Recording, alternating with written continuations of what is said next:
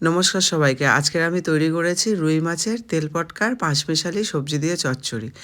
তারপর ধনে, জিরে, গোলমরিচ, দারচিনি, এলাচ শুকনো খোলায় ভেজে গুঁড়ো করে নিয়েছি। তারপর একটা পাত্রের মধ্যে মাছের তেল পটকা নিয়ে নিয়েছি। তার মধ্যে দিয়ে দিয়েছি পরিমাণ মতো নুন, হলুদ দিয়ে ভালো করে মাখিয়ে নিয়েছি। এরপর সবজিগুলোকে আমি ভালো করে কেটে ধুয়ে নিয়েছি। তারপরে একটা কড়াইয়ে তেল গরম করে তার মধ্যে দিয়ে দিয়েছি পেঁয়াজ। পেঁয়াজটা একটু ভাজা ভাজা হয়ে এলে এর মধ্যে দিয়ে দিয়েছি পাঁচফোড়ন। তারপর দিয়েছি রসুন বাটা, একটু নাড়াচাড়া করে ভাজা ভাজা হয়ে এলে এরপর দিয়ে দিয়েছি আদা বাটা, কাঁচা লঙ্কা, হলুদ, লঙ্কার গুঁড়ো, পরিমাণ মতন নুন।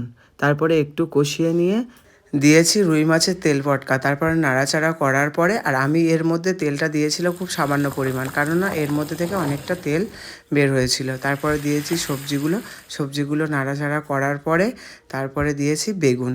বেগুন দেওয়ার পর একটু নাড়াচাড়া করার পরে যেহেতু ডাঁটা ছিল সিদ্ধ হওয়ার জন্য একটু বেশি পরিমাণ জল দিয়েছিলাম।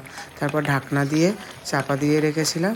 সিদ্ধ হয়ে যাওয়ার পরে যখন গামাকা মাখা হয়ে এসেছিলো এরপর আগে থেকে গুঁড়ো করে রাখা মশলাটা ছড়িয়ে নিয়েছিলাম।